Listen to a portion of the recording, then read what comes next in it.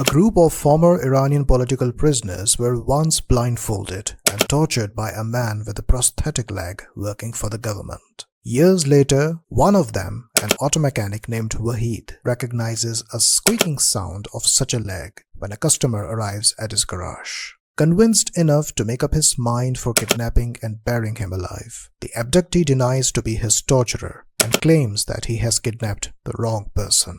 So, Reheard takes his ass to the former victims to identify him. And there the confusion about his actual identity begins, and to the fact whether to take the revenge if he actually is that tormentor. Hey everyone, the Dark Knaik is here.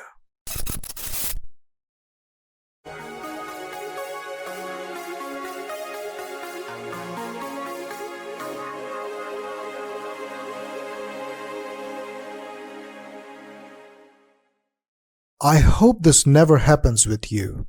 But what if someone from the past, who was or is the reason of your failures, misfortunes, physical and emotional abuses and damages, or the death of your dear ones, shows up or returns in your life, and in his/her handcuffed presence, you have all your chances to do with them what you wish to do in your agony and fury? What are you going to do? Would you pardon? Would you beat? Or would you kill?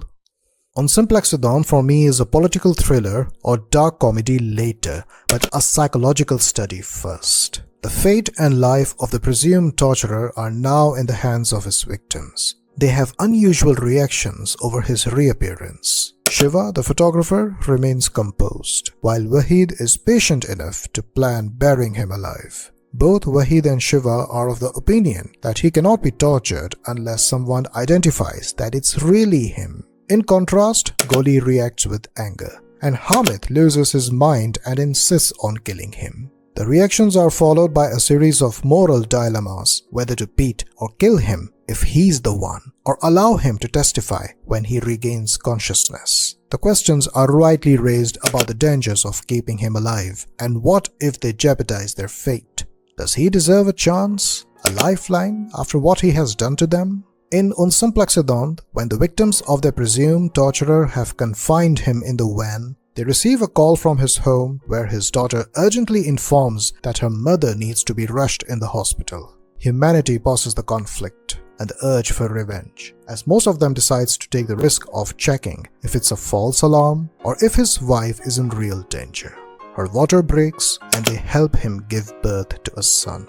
These are the critical minutes when the humanity is trialed whether they are on the right side. And how big is the capacity of being right?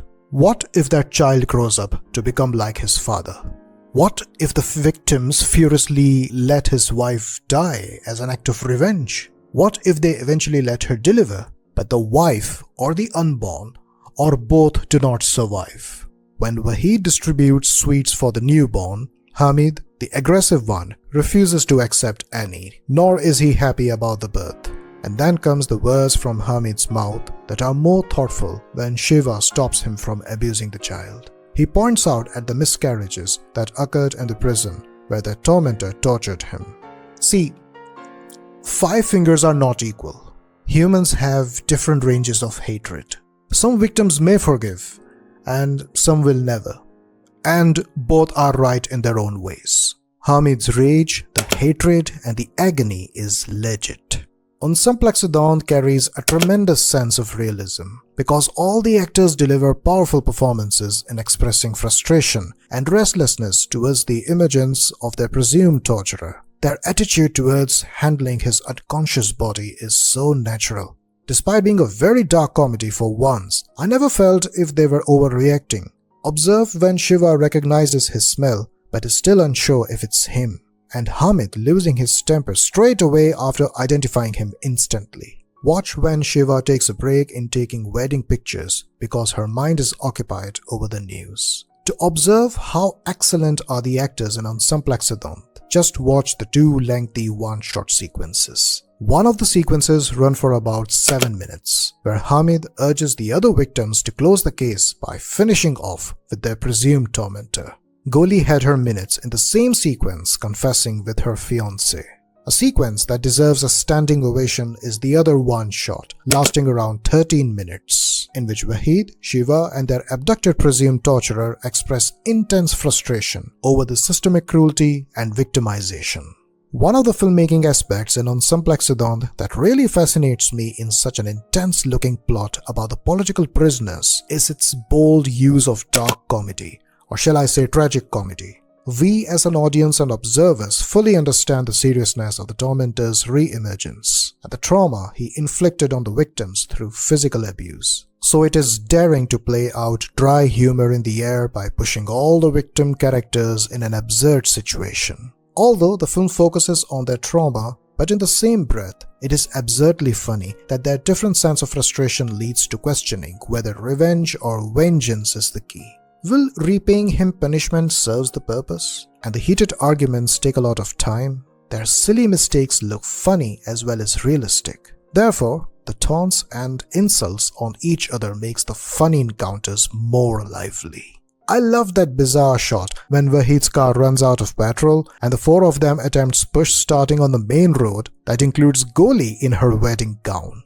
How often do we watch or experience this in real life? Soon after, Goli throws out at the petrol station because the unconscious body has pooped. Full marks to the comic writing for highlighting such an unusual scenario. Jafar Panahi is considered one of the greatest Iranian filmmakers and renders valuable contribution to the third Iranian new wave that started this century. Infamous for his criticism of the Iranian authorities, he has been jailed and faced 20-year ban on filmmaking. And despite the ban, he was able to secretly film a few of his directional projects, including Un Simplexidon. Because for this, he didn't get the filming permission from the government. So Jafar shot the film secretly in Tehran and completed the post-production in Paris. The only shooting secrecy that I don't understand is filming at the hospital. Un Simplexidon has not been officially released in Iran, but premiered in many major film festivals. Un Simplexidon reached the Oscars, won Palme d'Or at Cannes, and several awards in many well-known critics association.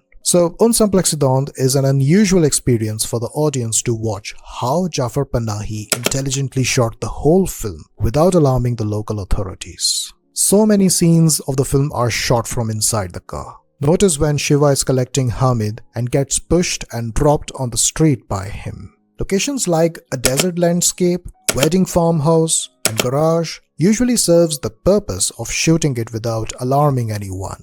Shiva immediately covers her head when the local authorities show up. Observe the push starting sequence that was obviously shot from the top of a nearby building. In Un Simplexidon, after Waheed is done with his presumed torturer, one day at his home, his ears unjustly listens to the squeaking sounds of the torturer's prosthetic leg, just like he listened in his garage and decided to abduct him, just like when he was a blindfolded political prisoner of his cruelty. He literally freezes for a minute and the squeaking sound to our ears feel very unsettling and a difficult sense of horror. Because first it slowly approaches him and then slowly moves away. Nothing happens and Waheed never turns his face to the camera. This is how you conclude the story, making the audience feel what the trauma of the past sound like. The slow walk of Ezreal with the sharpest blood of his sword. The shadows of death gently asking you to turn over and confront the end of your life. The great horror that stresses the magnitude of ailment and turns your feet cold. Un Simplexidon has a broader meaning with its international title, which is It Was Just an Accident. The car of the presumed torturer hits a dog and reaches the garage for repairs. And that's where one of his victims recognizes the voice and everything messes up. It was just an accident, like our birth and our lives, a scripted accident. We never know what lies ahead. Un Simplexidon is about doing what is right or wrong. If the abductee turns out to be the torturer of those prisoners holding him, will they take the revenge? Is revenge the right attitude? What if what the torturer did to them was itself an act of revenge?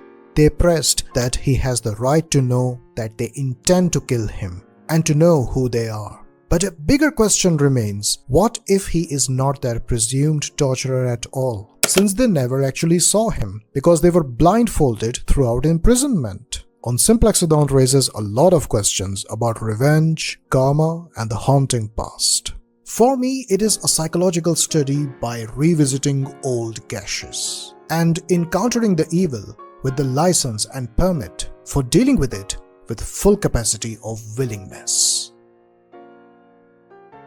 I'm Knaik.